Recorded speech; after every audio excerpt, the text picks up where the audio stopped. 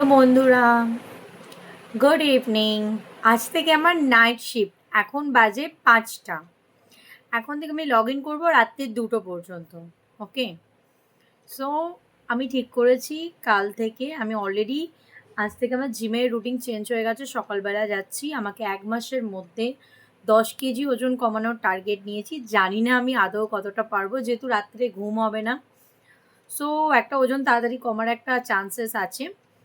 আর পুরোপুরিভাবে আমি ভাত খাওয়া এবং মিষ্টিটা বন্ধ করে দিচ্ছি।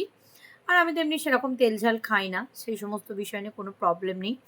ফালতু টেনশন নিতে গেলে হবে না, তাহলে ওজন আবার বেড়ে যাবে।